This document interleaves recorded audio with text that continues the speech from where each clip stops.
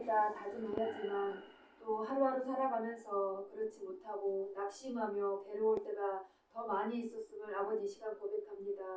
아버지 하나님, 이제 한 해를 마무리하오니 아버지 지금까지 지켜주신 큰 은혜에 감사드리오며 아버지 하나님, 이제 다가오는 새해에는 정말 다시 아버지의 그 열정과 믿음을 회복하여서 말씀과 기도로 더욱 열심을 다할 수 있는 정말 거룩한 성도의 모습으로 아버지 주님께 나아갈 수 있도록 주님 도와주시고 믿음을 다하여 주시옵소서. 아멘. 아버지, 날마다 주님 앞에 더욱더 말씀과 기도로 서기를 원하옵나이다. 아버지 하나님여, 힘을 주시고 아버지 열정을 다하여 주시옵소서. 아멘. 정말 아버지밖에는 없음을 아버지 깨닫고 세상 유혹에 넘어가지 아니하게 도와주시옵시고, 잠시라도 유혹에 넘어갈지라도 아버지 하나님, 아버지께서 정말 중심을 잡아주시고 아버지 하나님 다시 돌아설 수 있도록 아버지 도와주시옵소서. 아멘. 아버지 하나님, 이 시간 귀한 말씀을 드리려 하오니 아버지 우리 성령님께서 함께하여 주시옵소서. 목사님을 또 한 해 동안 정말 인도하여 주시니 아버지 감사드립니다. 아멘. 우리 목사님 오늘 또 말씀을 준비하셨사오니 그 말씀이 우리 귀에 들려질 때에 그냥 흘려버리지 아니하고 정말 우리의 마음밭에 새겨져서 60배, 70배, 100배의 아버지 결실을 맺을 수 있는 그런 마음밭이 될 수 있도록 온 마음을 열고 말씀을 받기를 원하오니 주님 이 시간 함께하여 주시옵소서. 아멘. 정말 아버지께서 이 예배에 함께 계심을 믿사오며 예수님의 이름으로 기도드렸사옵나이다. 아멘. 하나님 말씀 히브리서 8장입니다. 8장 1절부터입니다. 히브리서 8장 1절부터입니다.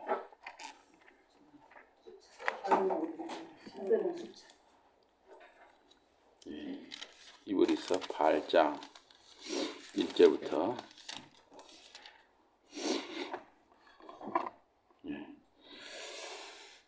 지금 우리가 하는 말의 요점은 이러한 대제사장이 우리에게 있다는 것이라. 그는 하늘에서 지극히 크신 이의 보좌 우편에 앉으셨으니 성소와 참 장막에서 섬기는 이시라. 이 장막은 주께서 세우신 것이요 사람이 세운 것이 아니니라. 대제사장마다 예물과 제사 드림을 위하여 세운 자니 그러므로 그도 무엇인가 드릴 것이 있어야 할지니라. 예수께서 만일 땅에 계셨더라면 제사장이 되지 아니하셨을 것이니 이는 율법을 따라 예물을 드리는 제사장이 있음이라.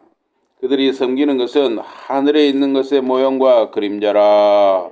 모세가 장막을 지으려 할 때 지시하심을 얻음과 같으니 이르시되 삶과 모든 것을 산에서 내게 보이던 본을 따라 지으라 하셨느니라. 그러나 이제 그는 더 아름다운 직분을 얻으셨으니 그는 더 좋은 약속으로 세우신 또 좋은 언약의 중보자시라. 7절부터 제가 한 절 여러분이 한 절 기도합니다.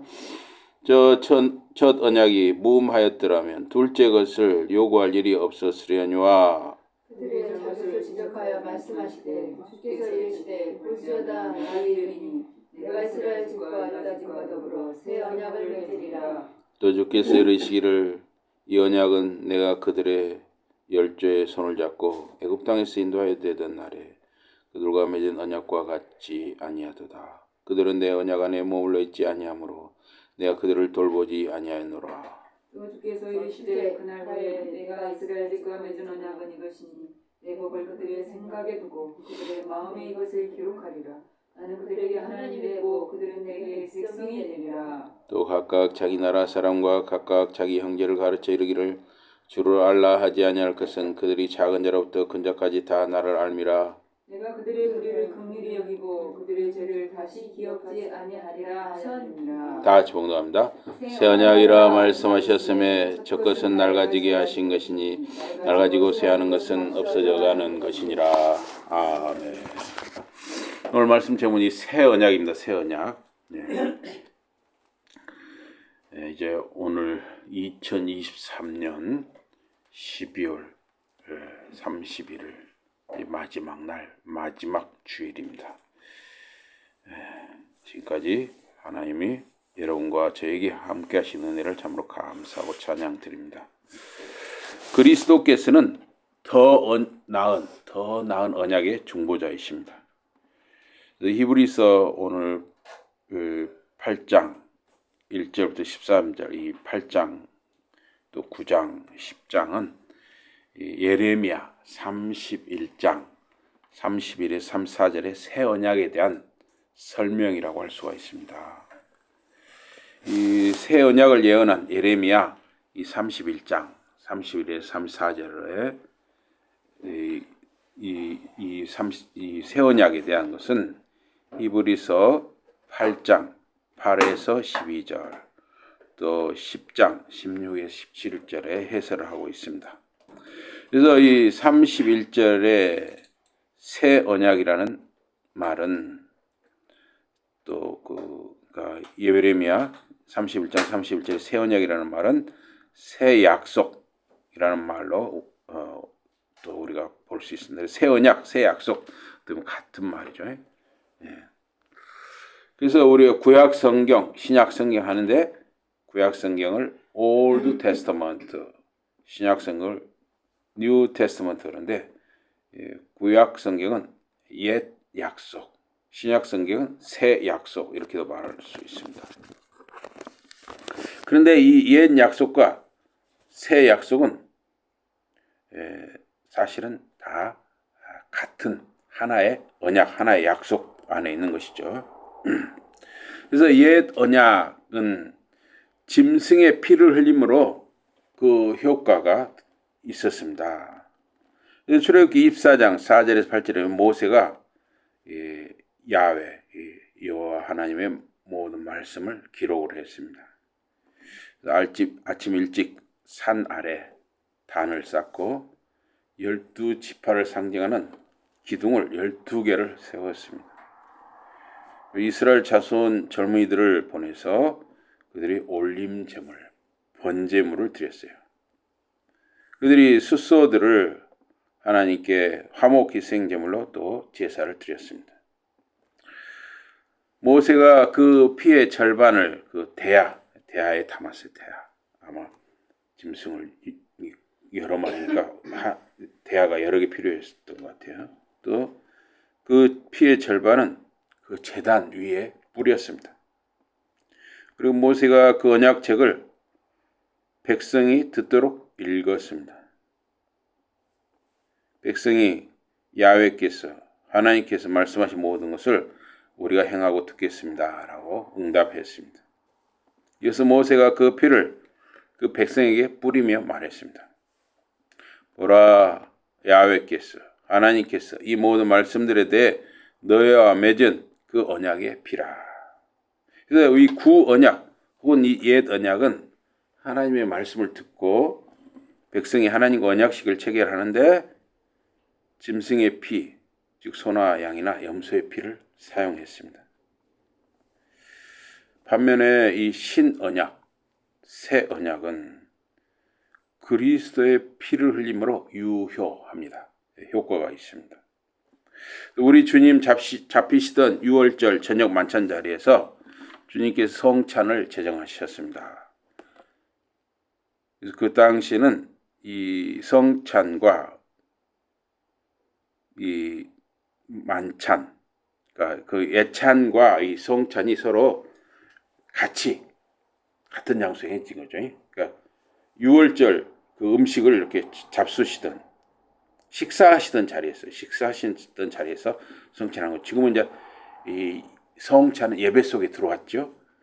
예찬은 따로 하죠. 그래서 주님께서 빵을 들고 감사하시고 나누어 제자들에게 주었습니다. 근데 이렇게 큰 이 덩어리 빵이에요.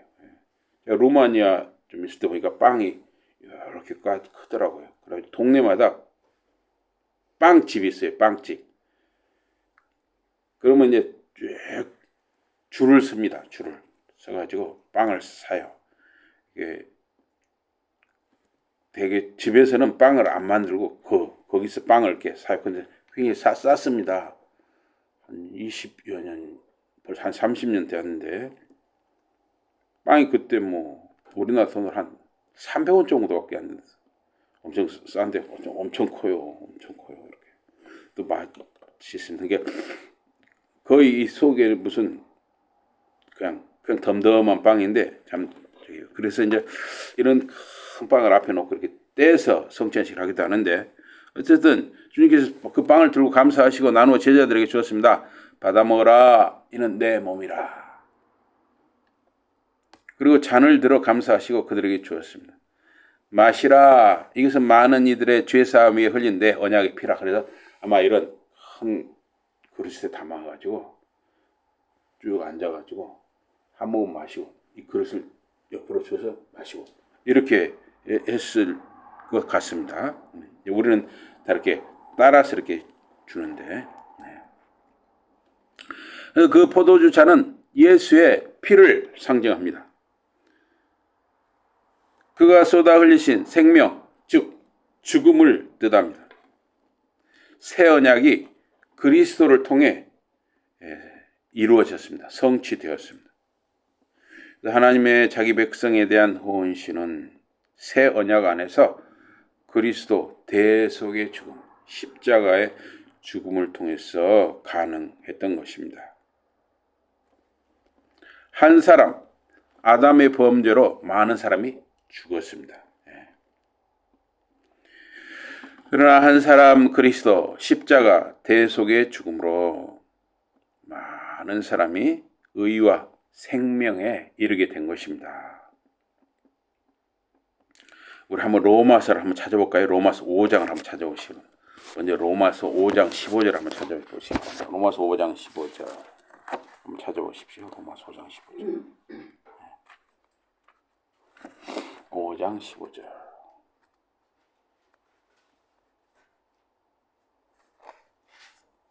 5장 15절 찾으셨죠?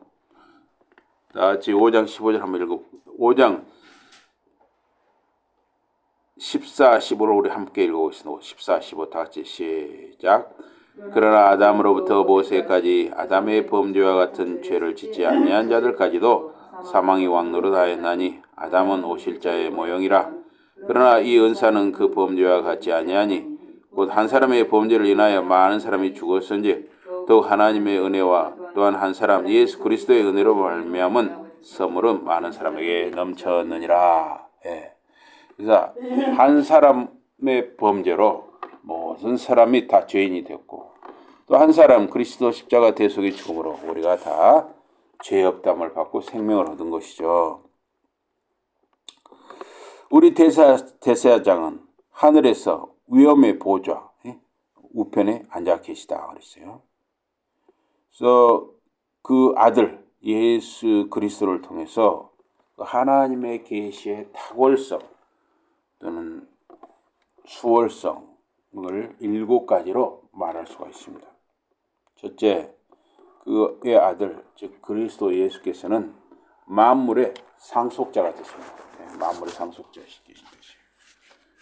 그래서 성육신하신 그 아들, 사람의 몸을 입고 오신 그 아들 예수 그리스도께서 구원의 사역, 구속의 사역을 이루신 것입니다. 또 이제 부활하시고 하나님의 첫 상속자, 처음 나신 상속자의 위치에 영광스럽게 이제 올라가셨습니다. 승귀라고 하죠. 아주 존귀하게 됐다. 승귀 되셨습니다. 하나님의 아들 예수님은 하나님의 유산, 즉 만물을 상속받으셨습니다. 만물의 주인이 예수님이 되신 것이죠. 우리 신자들도 하나님의 자녀로서 그리스도와 공동 상속자가 됐습니다. 우리 또 다 하나님의 자녀가 됐잖아요. 그러니까 우리도 만물을 함께 누리는 사람들이 된 것이죠. 두 번째, 그 아들을 통해서 우주를 만드셨어요. 아들을 통해서.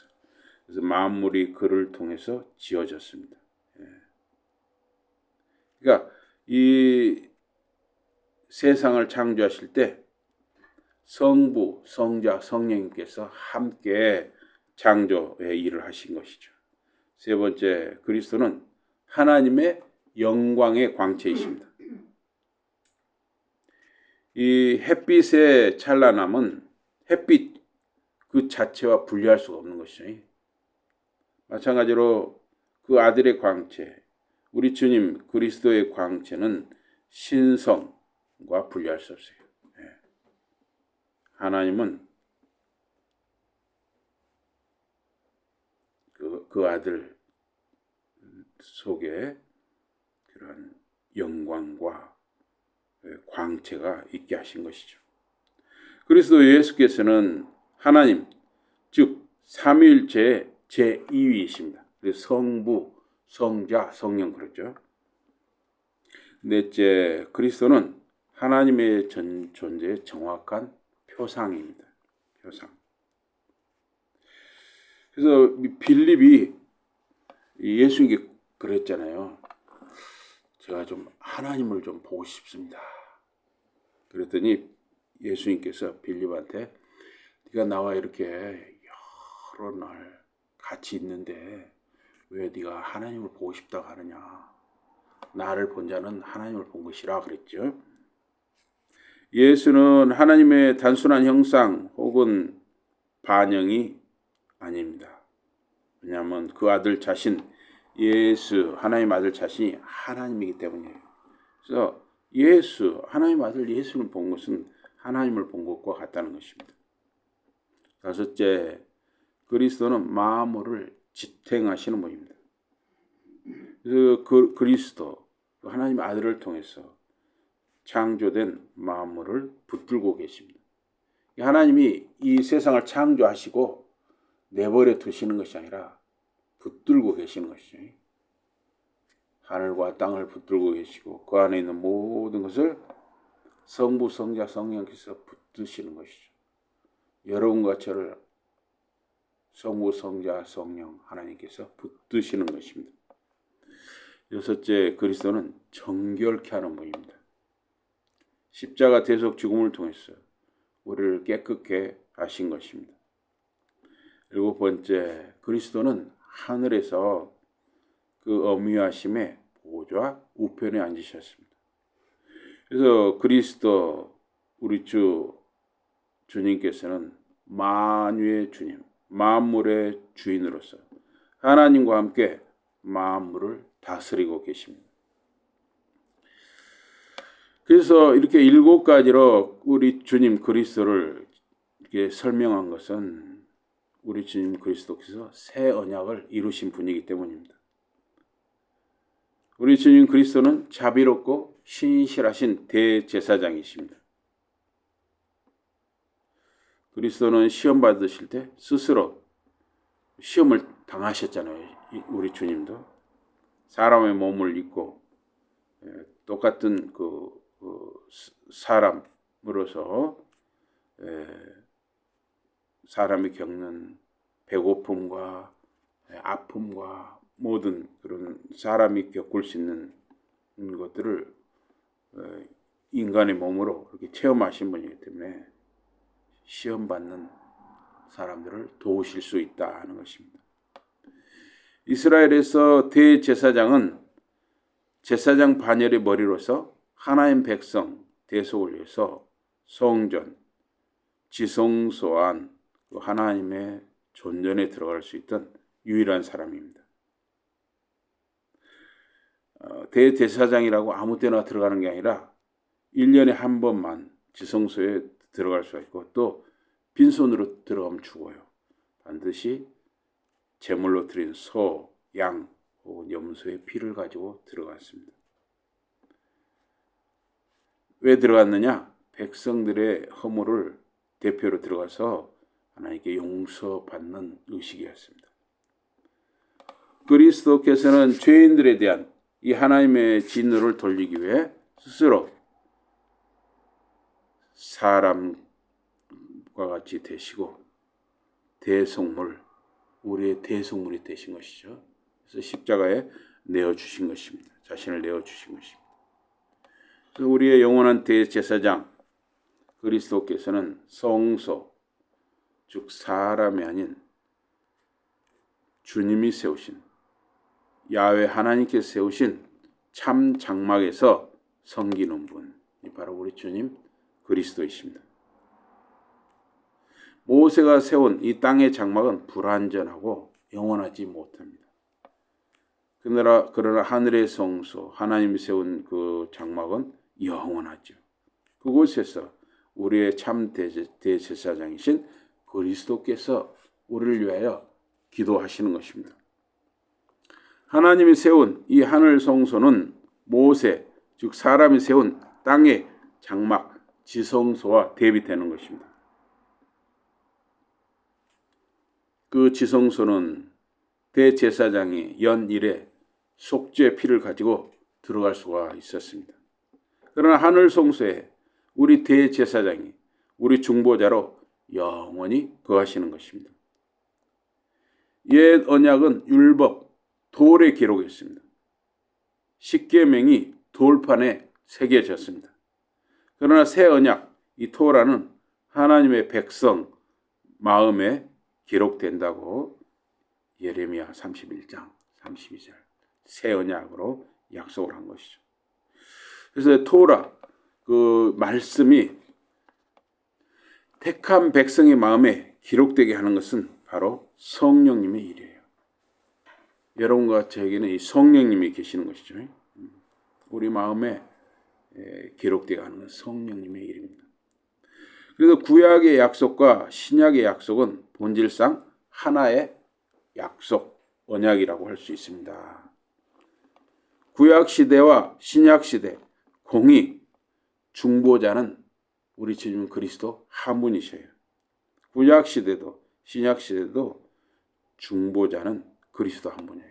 이 중보자라는 말은 하나님 아버지와 그의 백성된 우리 신자들 사이에 연결을 해주는 역할이죠. 예수님만이 그런 하나님과 사람을 연결해주는 역할을 하실 수가 있는 것이죠. 왜 우리 주님 그리스도께서 구약시대도 역시 중보자이실까요? 예수님이 오신 건 2000년 전인데 어떻게 구약시대에도 예수님이 구약시대 중보자가 되실 수 있을까요? 이미 세상 창조 전부터 계셨고. 그렇습니다. 맞습니다. 그리스도께서는 창세 전부터 구약시대 또 지금까지 계신 분이죠. 2000년 전에 오셨다는 것은 사람의 몸으로 그렇게 오셨다는 뜻이고, 하나님으로, 하나님이잖아요. 성자 하나님이시기 때문에 창세 전부터 계셨기 때문에 구약시대에도 역시 중보자는 그리스도라는 것입니다. 그래서 율법은 모세를 통해 주어졌고 은혜와 진리는 예수 그리스도를 통해서 온 것입니다. 그래서 그리스도는 삼중직, 참 선지자이시고 참 제사장이시고 참 왕이신 것입니다. 이 세상 왕이나 대통령은 허물이 많잖아요. 좋은 대통령, 좋은 왕도 많지만 또 이 세상 왕이나 대통령 참 허물이 많아요. 오히려 그 왕 때문에, 그 대통령 때문에 백성이 더 힘들 때가 많죠. 그러나 우리의 참 왕이신 그리스도는 그 백성을 절대 자기 욕심을 따라서 힘들게 하는 분이 아니잖아요. 진정한 왕이시죠. 메시아이시죠. 그러므로 그리스도의 교회는 아브라함의 참된 씨, 참된 이스라엘, 하나님의 참된 백성인 것입니다.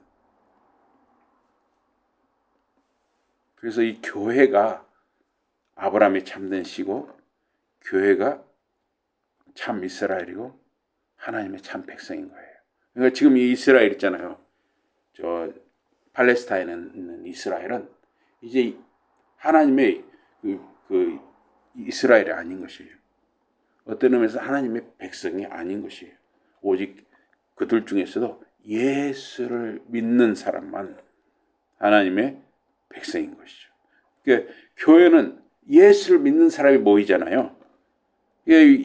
예수를 믿고 고백하고 예수님 이름으로 모이는 여러분과 저희가 이스라엘이고 하나님의 백성이고 아브라함의 씨예요.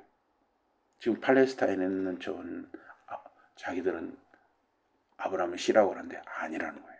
오직 예수 그리스도 안에 있어야 아브라함의 씨인 것입니다.